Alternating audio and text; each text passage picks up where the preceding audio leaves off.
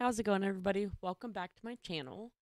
So, today we have, I think I picked out a pretty cool video. Um, it's called Trade in Medieval Europe, Markets and Shops, and Trade Fairs. It has a lot longer title than that, but I've been into this medieval thing for a minute. I just got done watching a movie called Pompeii. It was about these people that died during a volcano eruption. It killed 16,000 people and pretty much like put a whole layer of ash on top of the city. And it was just like their final hours. The volcano lasted 18 hours. And it was just a really, really cool video. And it just showed like what it was like in the gladiator days and stuff like that. So you got to check it out. But that's how I kind of found this video, and that's what we're going to watch today. So, here we go. Larger but less frequent. Trade and commerce in the medieval world developed to such an extent that even relatively small communities had access to weekly markets and, perhaps a day's travel away, larger but less frequent fairs, where the full range of consumer goods of the period was set out to tempt the shopper and small retailer. Markets and fairs were organized by large estate owners, town councils, and some churches and monasteries, who were granted a license to do so by their sovereign, hoping to gain revenue from stallholder fees and boost the local economy as shoppers used peripheral services. International trade had been present since Roman times, but improvements in transportation and banking, as well as the economic development of Northern Europe, caused a boom from the 9th century. English wool, for example, was sent in huge quantities to manufacturers in Flanders. The Venetians, thanks to the Crusades, expanded their trade interests to the Byzantine Empire and the Levant, and new financial instruments evolved which allowed even small investors to fund the trade expeditions which crisscrossed Europe by sea and land. In villages, towns, and large cities which had been granted the privilege of a license to do so by their monarch, markets were regularly held in public squares or sometimes triangles, in wide streets, or even in purpose-built halls. Markets were also organized just outside many castles and monasteries. Typically held once or twice a week, larger towns might have a daily market that moved around different parts of the city depending on the day, or have markets for specific goods like meat, fish, or bread. Sellers of particular goods, who paid an estate owner, the town, or the borough council a fee for the privilege to have a stall, were typically set next to each other in areas so that competition was kept high. Sellers of meat and bread tended to be men, but women stallholders were often the majority, and they sold such staples as eggs, dairy products, poultry, and ale. There were middlemen and women known as regraders who bought goods from producers and sold them onto the market. Stallholders or producers might pay a vendor to sell their goods for them. Besides markets, sellers of wares also went knocking on the doors of private homes, and these were known as hucksters. Trade of common, low-value goods remained a largely local affair because of the costs of transportation. Merchants had to pay tolls at certain points along the road and at key points like bridges or mountain passes, so that only luxury goods were worth transportation. I wonder if that's like Gouda cheese right there. This is just really interesting to me. Crazy. Cool. It's a pretty cool picture, though. Over long distances. Moving goods by boat or ship was cheaper and safer than by land, but then there were potential losses to bad weather and pirates to consider. Consequently, local markets were supplied by the farmed estates that surrounded them, and those who wanted non-everyday items like clothing, cloth, or wine had to be prepared to walk half a day or more to the nearest town. In towns, the consumer had, besides markets, the additional option of shops. Tradespeople usually lived above their shop, which presented a large window onto the street with a stall projecting out from under a wooden canopy. In cities, shops selling the same type of goods were often clustered together in the same neighborhoods, again to increase competition and make the life of city and guild inspectors easier. Sometimes location was directly related to the goods on sale, such as horse sellers typically being near the city gates to tempt the passing traveler, or booksellers near a cathedral and its associated schools of learning. Those trades which involved goods whose quality was vital, such as goldsmith. I'm guessing that is a wild pig, and those are really, really, really hard to catch. I'll tell you that right now. And armorers were usually located near a town council's administration buildings, where they could be kept a close eye on by regulators. Towns also had banks and money lenders, many of which were Jews, as usury was forbidden to Christians by the church. As a consequence of this clustering of trades, many streets acquired a name that described the trade most represented in them, names which in many cases still survive today. Trade fairs were large-scale sales events typically held annually in large towns where people could find a greater range of goods than they might find in their more local market, and traders could buy goods wholesale. Prices also tended to be cheaper because there was more competition between sellers of specific items. Fairs boomed in France, England, Flanders, and Germany in the 12th and 13th centuries, with one of the most famous areas for them being the Champagne region of France. The fairs, which were held in June and October in Troyes, May, and September in Saint-Ayoub, at Lent in Bar-sur-Aube, and in January at Lagny, were encouraged by the counts of Champagne, who also provided policing services and paid the salaries of the army of officials who supervised the fairs.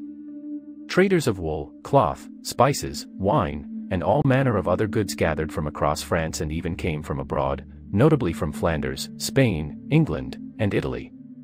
Some of these fairs lasted up to 49 days and brought in a healthy revenue to the counts. Such was their importance, French kings even guaranteed to protect merchants traveling to and from the fairs. Not only did the fairs of Champagne become famed across Europe, but they were a great boost to the international reputation of champagne wine at that time, still not the sparkling drink that Dom Perignon would pioneer in the 17th century. I wish we would do more of like the small business, more of a small business type thing rather than like the big guy always gets the money, like small little businesses. I wish we would do more of that. I remember it being like that when I was little, and it's not like that anymore. For many ordinary people, fairs anywhere were a great highlight of the year. People usually had to travel more than a day to reach their nearest fair, and so they would stay 1 or 2 days in the many taverns and inns which developed around them. There were public entertainments such as the Dancing Girls of Champagne and all kinds of performing street artists, as well as a few more unsavory aspects such as gambling and prostitution, gave the fairs a poor reputation with the church. By the 15th century CE, trade fairs had gone into decline as the possibilities for people to buy goods everywhere and at any time had greatly increased. Trade in Europe in the early Middle Ages continued to some degree as it had under the Romans, with shipping being fundamental to the movement of goods from one end of the Mediterranean to the other and via rivers and waterways from south to north and vice versa. However, the extent of international trade in this early period is disputed among historians. There was a movement of goods, especially luxury goods, precious metals, horses, and slaves to name a few, but in what quantities and whether transactions involved money, barter, or gift exchange is unclear. Jewish and Syrian merchants may have filled the gap left by the demise of the Romans up to the 7th century, while the Levant also traded with North Africa and the Moors in Spain. International trade probably remained the affair of only the elite aristocracy, and it supported economies rather than drove them. Into the 9th century, a clearer picture of international trade begins to emerge. The Italian city-states, under the nominal rulership of the Byzantine Empire, began to take over the trade networks of the Mediterranean, particularly Venice and Amalfi, who would later be joined by Pisa and Genoa and suitable ports in southern Italy. Goods traded between the Arab world and Europe included slaves, spices, perfumes, gold, jewels, leather goods, animal skins, and luxury textiles, especially silk. Italian cities specialized in the exports of cloths like linen, unspun cotton, and salt goods that originally came from Spain, Germany, northern Italy, and the Adriatic. There developed important inland trading centers like Milan, which then passed on goods to the coastal cities for further export, or more northern cities. The trade connections across the Mediterranean are evidenced in descriptions of European ports in the works of Arab geographers and the high numbers of Arab gold coinage found in, for example, parts of southern Italy. I just really couldn't imagine living in these times. I know they drink a lot of wine, though. In the 10th and 11th centuries, Northern Europe also exported internationally, the Vikings amassing large numbers of slaves from their raids and then selling them on. Silver was exported from the mines in Saxony, grain from England was exported to Norway, and Scandinavian timber and fish were imported in the other direction. After the Norman conquest of Britain in 1066, England switched trade to France and the Low Countries, importing cloth and wine and exporting cereals and wool from which Flemish weavers produced textiles. As the Italian trio of Venice, Pisa, and Genoa gained more and more wealth, so they spread their trading tentacles further, establishing trading posts in North Africa, also gaining trade monopolies in parts of the Byzantine Empire and, in return for providing transport, men, and fighting ships for the Crusaders, a permanent presence in cities conquered by Christian armies in the Levant from the 12th century. In the same century, the Northern Crusades provided Southern Europe with yet more slaves. Also traveling south were such precious metals as iron, copper, and tin. The 13th century witnessed more long-distance trade in less valuable, everyday goods as traders benefited from better roads, canals, and especially more technologically advanced ships, factors which combined to cut down transportation time, increase capacity, reduce losses, and make costs more attractive. In addition, when the goods arrived at their point of sale, more people now had surplus wealth thanks to a growing urban population who worked in manufacturing or were traders themselves. International business was now booming as many city ports established international trading posts where foreign merchants were allowed to live temporarily and trade their goods. In the early 13th century, Genoa, for example, had 198 resident merchants, of which 95 were Flemish and 51 French. There were German traders on the famous and still standing Rialto Bridge of Venice, in the Steelyard area of London, and famous and still standing Rialto traders on the famous and still standing Rialto, of which 95 were Flemish and 51 French. There were German traders. 8th century Genoa, for example, had 198 resident merchants, of which 95 were Flemish and 51 French.